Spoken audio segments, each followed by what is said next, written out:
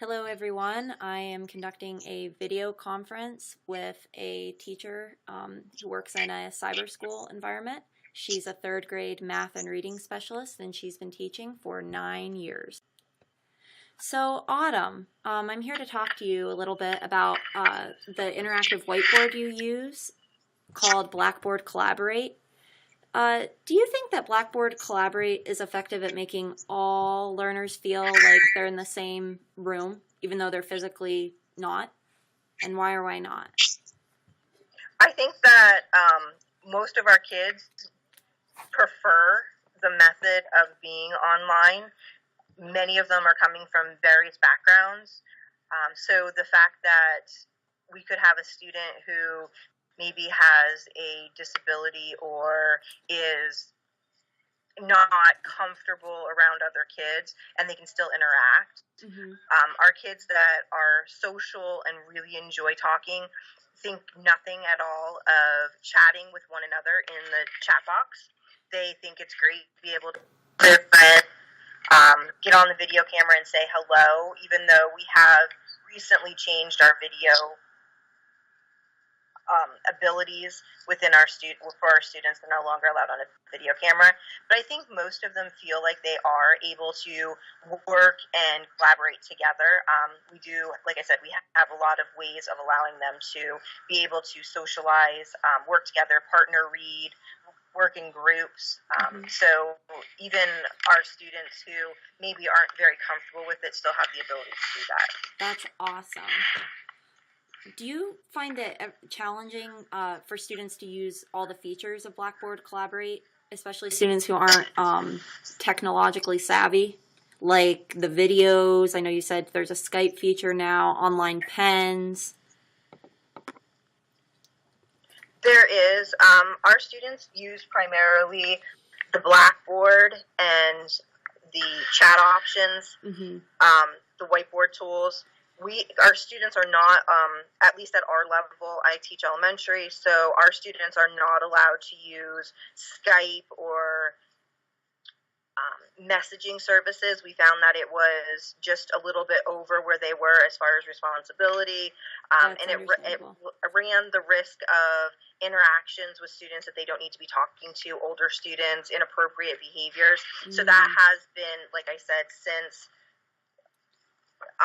our privacy settings on our kids' computers have changed, but just being able to use the collaborate information, the whiteboard tools, they're, believe it or not, as young as kindergarten and first grade. Wow. Those kids are able to do drawings, typing. Now, our kindergarten and first and second graders a lot of times have a parent sitting next to them to help them with chat, right? Because they're just not really good spellers or they're not really proficient with typing. Right, they're just learning. But our older kids, usually by third or fourth grade, they are typing answers back to us, and we give them a little bit of extra time to do that. That's awesome. Or something that the teachers have that is not something our students currently have access to unless they've bought them themselves. The one thing I will say about online pens is they're not as easy to use. They're nice for math, especially higher level math in like the middle and high school. When I taught sixth grade, it was really nice for like algebraic problems. But it's actually easier to use your mouse for some of the younger students, just because it doesn't make a lot of sense to try to figure out how to go about using them. They're not, like I said, they're not very user friendly. What are some of the best features of Blackboard Collaborate that you use often in lessons to make them engaging? Like, how do you use it to enhance your teaching? We use a lot of whiteboard screens. That way, it's kind of like giving your students manipulatives. We put on their, not calculators, but building blocks that they can create, or counting for math. We've done, for the little kids, that are learning to read, we do phonics, where they have letters and sounds and they create words. For our upper kids, we'll do sentence structures, and they can write right on the board, or they can manipulate the sentence to make it correct. We'll put individual words up, and then they have to create sentences. We've done where we take a paragraph and the student has to retell the paragraph. So we just put random sentences up and they have to put them in the correct order in events of how they occurred.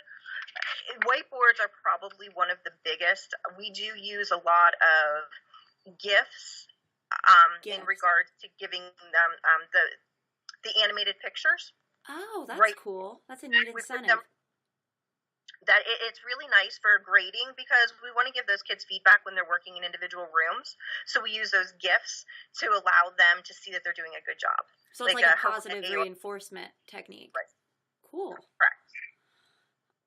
One unique feature that I was reading about Blackboard Collaborate is that kids, like you said, they can type to each other during sessions. Does that ever become like distracting to them? Do they ever engage in like side conversations that aren't related to like the topic? They do. One of the things that we have found is setting specific information out, or not specific rules and guidelines at the beginning of the year.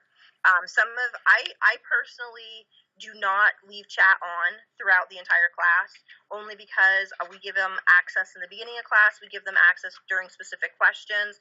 We use a lot of waterfall methods where we have our kids type in an answer, and then at the end of the timer, as soon as the timer goes off, the chat opens and everybody's answers come at the same time. That way students that need a little extra time don't feel that they can't answer a question because somebody has their answer in 30 seconds. Do you think the fact that kids can join this session from anywhere is beneficial or more of a hindrance? Like they could be on their couch? I think that it goes back to personal responsibility. One of the things that I like is, like I said, being in a cyber environment, we have a lot of students who come to us for varying reasons. Last year, I had a student who was severely bullied, and that was the reason that he had come to us. He didn't want to go back to his original brick and mortar school due to bullying issues. I have a student who I taught in 4th grade who's going to be a 10th grader. I know I've been here a long time. Anyway, he has an issue with migraines. He went back to brick and mortar school for a few years, and he just sent me a message that he was coming back to cyber school because he was missing like 2 days a week due to severe migraine pain. And I asked him, I said, well, how is this going to work? And he says, well, I can lay on the couch while I have a migraine and listen to what the teacher's saying and still absorb it, but I can't sit in the class upright and interact because I'm just, I'm not feeling well. I've had students who were severely ill, cancer treatments like leukemia. I've had students who have sickle cell anemia and can't be around other kids because they have an autoimmune disorder, or their immune system is so low that they get very sick when they're around others.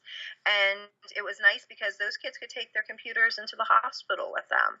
And, when they were feeling up to it, they can do their schoolwork. So do I think that there's benefits to it? I do. And I think it works for a lot of our students. I'm not going to lie and say that it's ideal for everyone, because we occasionally have those students who are sitting in their pajamas in class, and that they just woke up or they were sleeping. Do you feel that Blackboard Collaborate, the program, helps you with individualized and personalized instruction?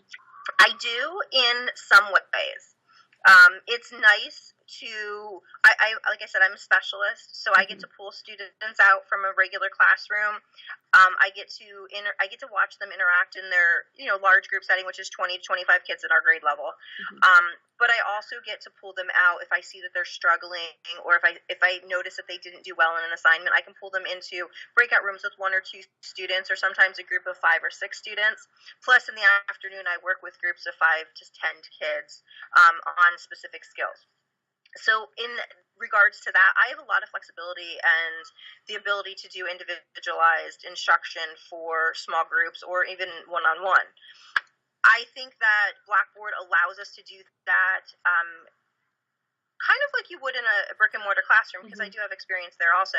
In a brick and mortar classroom, we would do centers. Right. And in those centers, we always allowed our students to have activities that mastered the standard or the goal of the lesson, but they could be at different levels. There's always ways to adapt a lesson. And we do the same thing, but we do it through Blackboard breakout rooms and individual slides and whiteboards. does the program seem to work pretty well, or do you have technology issues?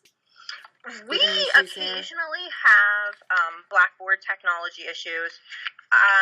There's been a few times where we've had, like, I've logged into a session and I'm expecting 20 kids and I have 2. What's nice about being in an online environment is when we had the really, really bad snowstorm in our area back in February that took our schools out for almost a week, our kids went to school every day. Now, slow internet can be an issue at times.